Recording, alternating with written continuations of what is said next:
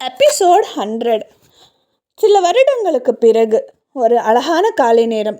Yuvraj office முன்னாடி ஒரு விலை உயர்ந்த காரில் ஒரு நபர் வந்து இறங்கினார். அவர் கோட்டு சூட்டு கிளாஸ் எல்லாம் போட்டு செம கெத்தாக செம க்யூட்டாக வந்து இறங்கினார். அதே நேரம் யுவராஜ் நம்ம கம்பெனியோட முன்னேற்றத்துக்கு ஒரே காரணம் நம்ம ஆஃபீஸில் ஒர்க் பண்ணுற ஒவ்வொரு ஸ்டாஃப்ஸ் அப்படி தான் சொல்லி ஆகணும். நீங்கள் நிறைய உழைச்சிருக்கீங்க, அதுக்கு பாராட்டு அப்படின்னு மட்டும் சொன்னால் போதாது. பட் நான் இந்த ஆஃபீஸ்க்காக பல வருஷமாக கஷ்டப்பட்டிருக்கேன். இந்த ஆஃபீஸ் முன்னேற்றத்துக்காகவும் என் லைஃப்பில் இப்போ ஒரு நல்ல விஷயம் நடந்திருக்கு. இந்த ஆஃபீஸ் ஒர்க் எல்லாத்தையும் கொஞ்ச நாள் லாங் லீவ் எடுத்துட்டு என்னோடய லைஃப் அப்புறம் என்னோடய குழந்தைக்காக நான் வாழ போகிறேன். அதுக்காக இந்த ஆஃபீஸில் என்னால் இருக்கவும் முடியாது, விட்டுட்டு அப்படியே போகவும் முடியாது. அதனால் என்னை விட 100 டைம்ஸ் பெட்டரான ஒரு சிஇஓவை உங்களுக்காக நான் இப்போது அறிமுகப்படுத்த போகிறேன். So let's welcome our new CEO அப்படின்னு சொன்னார். உடனே அந்த காரில் இருந்து இறங்கி அந்த நபர் உள்ளே வந்தார். அவரை பார்த்த எல்லா ஸ்டாஃப்ஸுக்கும் ரொம்ப சந்தோஷமாகவும் இருந்தது. ஒரு பக்கம் எல்லாருக்குமே ஷாக்கிங்காக இருந்தது. முக்கியமாக விவேக் அப்புறம் அரவிந்தோட முகமே மாறி போச்சு. அவங்களுக்கு என்ன சொல்கிறதுன்னே தெரியலை. ஏன்னா யுவராஜ் அறிமுகப்படுத்தின அந்த புது சிஇஓ வேறு யாரும் இல்லை, நம்ம ஆர்ஜுன் தான். ஹச்ஆர் பதவிக்காக ஆசைப்பட்டு ஆர்ஜுனை கொலை பண்ணுற அளவுக்கு வந்தாங்க விவேக் அப்புறம் அரவிந்த். ஆனால் அவங்க ஆசைப்பட்ட பதவி கிடச்சிச்சு. ஆனால் அதை விட பெரிய பதவி ஆர்ஜுனுக்கு கிடச்சிச்சு. அது ரொம்ப பெரிய ஒரு விஷயமா இருந்தது. அவங்க கொஞ்சம் கூட எதிர்பார்க்கல. அவங்களுக்கு வேறு ஹச்ஆர் பதவி மட்டும்தான். ஆனால் இப்போது ஆர்ஜுன் அந்த ஆஃபீஸ் முழுக்க அவன் கைக்கு வந்துருச்சு. இது கொஞ்சம் கூட எதிர்பார்க்காத 2 பேரும் அங்கேருந்து எழுந்து போனாங்க. 2 பேரும் அந்த ஹச்ஆர் பதவிக்கு ஆசைப்பட்டு அவங்க செஞ்ச விஷயங்கள் எல்லாத்தையுமே நினச்சி செம கடுப்பாகி ஒரு இடத்துல உட்கார்ந்தாங்க. ரொம்பவே வருத்தமும் பட்டாங்க. யுவராஜ் ரொம்பவே சந்தோஷமாக இருந்தான். அவனுக்கு அந்த கம்பெனியை யார் கைக்கு கரெக்டாக இருக்குமோ அவங்க கைக்கு கொடுத்த சந்தோஷம் அவன் முகத்தில் இருந்தது. யுவராஜ் அந்த கம்பெனியை ஆர்ஜுன் கையில் கொடுத்துட்டு அவனோட இன்னொரு கம்பெனிக்கு அவன் போக ஆரம்பித்தான். மறுபுறம் கௌரி ரொம்ப ஜாலியாக குழந்தை கூட விளையாடிக்கிட்டு இருந்தா. கௌரி கண்ணை கட்டிக்கிட்டு குழந்தைகளை தேட ஆரம்பித்தா. குழந்தைகளும் நான் இங்கே இருக்கேன்னு சொல்லி அங்கோ இங்கோ ஓட ஆரம்பித்தாங்க. இதை பார்த்த பார்வதி அப்போ கல்பனா ஒரு சோஃபாவில் உட்காந்து டீ குடிச்சிட்டு இவங்க விளையாடுறத பார்த்து சிரிச்சுக்கிட்டு இருந்தாங்க. ஸ்மித்தியும் அங்கும் இங்கும் ஓடிக்கிட்டே இருந்தாங்க. அந்த நேரம் அவங்க வீட்டில் கதவை தட்டப்பட்டது. யார் திறந்து பார்த்தா ருத்ரா, கார்த்திகேயன், ஷாலினி அப்புறம் விஜி எல்லாருமே குடும்பமாக வந்திருந்தாங்க. அப்பா அம்மாவோட சத்தத்தை கேட்ட கௌரி தான் கண்ணில் இருந்த கட்டை அவுத்து போட்டுட்டு ஓடி போய் கட்டி அணைச்சிக்கிட்டா. அப்போ ருத்ராவோட ஒய்ஃப் விஜயும் நிறைமாத கர்ப்பிணியாக இருந்தாங்க. இதை பார்த்து செம ஹாப்பியாக இருந்தது. அவங்க ரொம்ப நேரம் நிறைய விஷயங்களை பற்றி பேசிக்கிட்டே இருந்தாங்க. நேரம் போனதே தெரியல.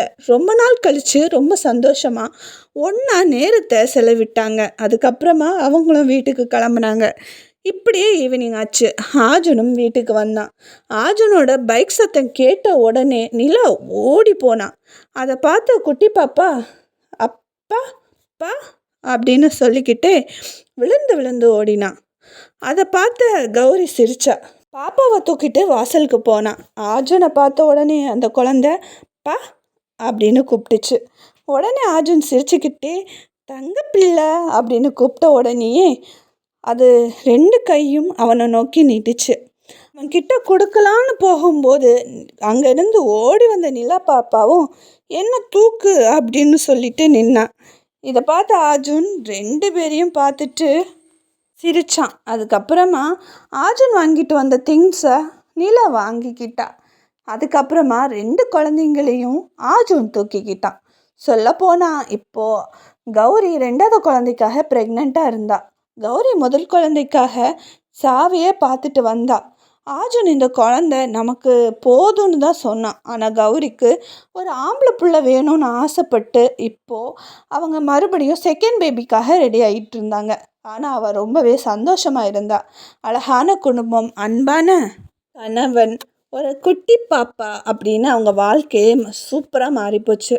அவங்க குழந்தைங்களும் அவங்களும் ரொம்பவே சந்தோஷமாக இருக்காங்க. சொல்லப்போனால் நிலாவையும் கௌரி ரொம்பவே நல்லா பார்த்துக்கிட்டா. அவள் நிலா மேலே உயிரே வச்சிருந்தா. அவங்க வீட்டுக்கு நடுவில் காயத்ரியோட ஒரு பெரிய ஃபோட்டோவும் போட்டு வச்சுருந்தாங்க. அதில் மாலை எல்லாம் போட்டு வச்சுருந்தாங்க. இப்போது பிரசாந்த் இல்லை, அதனால் அவங்க ரொம்பவே ஃப்ரீயாக சந்தோஷமாக சுதந்திரமாக வாழ்ந்தாங்க. ஆர்ஜுன், கௌரி, யுவராஜ், ஸ்மித்தி, ஆதவ், கௌரி, நலன், நிலா, ஆலியா, பார்வதி, மாணிகம், அப்புறம் ராமையான்னு குழந்தைங்க கூட எல்லாருமே ஒரே வீட்டில் தான் சந்தோஷமாக இருந்தாங்க. இவங்களோட சந்தோஷத்தை கெடுக்க வேணாம் அப்படிங்கிறதுக்காக இன்னொரு வீட்டுக்கு போகணும் அப்படிங்கிற பிளானையே கேன்சல் பண்ணிட்டாங்க. அவள் பகல் முழுக்க வேலை செஞ்சுக்கிட்டு அப்புறம் நைட்டு எல்லாம் ஒன்றா சாப்பிட்டு குழந்தைங்க கூட விளையாடிக்கிட்டு அவங்க நாட்கள் ரொம்ப ஜாலியாக போச்சு. சாப்பிட்டு முடித்ததுக்கு அப்புறமா கல்பனாவும் பார்வதியும் பூ கட்டிக்கிட்டு இருந்தாங்க. அவங்களுக்கு ஸ்மித்தியும் கௌரியை ஹெல்ப் பண்ணிகிட்டு இருந்தாங்க. அவங்க ரொம்பவே ஜாலியாக பேசிக்கிட்டு இதெல்லாம் பண்ணிக்கிட்டு இருந்தாங்க. அந்த நேரம் பசங்க ஆர்ஜுன், யுவராஜ், கௌதம், ஆதவ் எல்லாருமே சேர்ந்து உட்காந்து ஜாலியாக பேசி செஸ் விளையாடிட்டு இருந்தாங்க. ராமையா அப்புறம் மாணிகம் ரொம்பவே ஜாலியாக பேசிக்கிட்டு இருந்தாங்க. இத்தனை வருடமுக்கான கஷ்டங்கள் எல்லாம் தீர்ந்து நிம்மதியான ஒரு வாழ்க்கை அவங்களுக்கு கிடச்சிது. இத்தனை வருஷம் இதுக்கு தான் அவங்க காத்துட்டு இருந்தாங்க. அவங்க ஆசைகள் எல்லாமே நிறைவேற ஆரம்பிச்சுது. ஒவ்வொருத்தவங்களுக்கும் ஒவ்வொரு கனவை சுமந்துட்டு இருந்தாங்க. அதை யுவராஜும் ஆர்ஜுனும் சேர்ந்து நிறைவேற்றினாங்க. கல்பனா நிலாவையும் ஆர்ஜுனையும் ஆதவையும் தான் சொந்த பிள்ளைங்களாக ஏற்றுக்கிட்டு ரொம்ப சந்தோஷமாக இருந்தாங்க. அதுக்கப்புறமா அவங்க ரொம்ப ஹாப்பியாக ஒரு வீட்டில் ஒருத்தருக்கு ஒருத்தர் விட்டு கொடுத்துட்டு ஒன்றா ஒருத்தருக்கு ஒருத்தர் உதவி செஞ்சுட்டு ஹாப்பியாக இருந்தாங்க. யுவராஜ் கமிஷனர் அப்புறம் பிரசாந்தோட கேஸை காசு கொடுத்து அப்படியே மூடிட்டான். அதுக்கப்புறமா அவங்களுக்கு என்ன ஆச்சு அப்படிங்கிறது யாருக்குமே தெரியலை. கௌரி அவங்க வீட்டு பக்கத்தில் ஒரு சின்ன கிளினிக் வச்சு கொடுத்தாங்க. அவங்களுக்கு யாருக்காவது எமர்ஜென்சின்னு வரும்போது அவள் ஹெல்ப் பண்ணுவாள். அந்த கிளினிக் ஆர்ஜுன் தான் அவளுக்கு சர்ப்ரைஸாக கிஃப்ட் பண்ணியிருந்தான். சொல்லப்போனால் அவள் ரொம்பவே லக்கியாக தன்னைத்தானே நினச்சிக்கிட்டா. அவள் சூஸ் பண்ண அந்த பையன் பெஸ்ட் இன் த வேர்ல்ட் அப்படின்னு நினச்சா. அவள் மேலே உயிரையே வச்சுருந்தான், குழந்தை மேலேயும் தான். அப்படியே அவங்க வாழ்க்கை ரொம்ப ஹாப்பியாக மாறிச்சு. சுபம். ஹாய் கைஸ், இட்ஸ் மீ பூமி. ஸோ இந்த ஸ்டோரி உங்களுக்கு ரொம்ப பிடிச்சிருக்கோன்னு நம்புகிறேன்.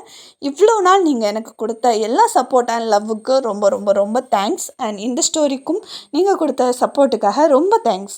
இனி அடுத்து வரப்போகிற ஸ்டோரி நீங்கள் ரொம்ப நாள் எதிர்பார்த்த உயிரே உறவே 2.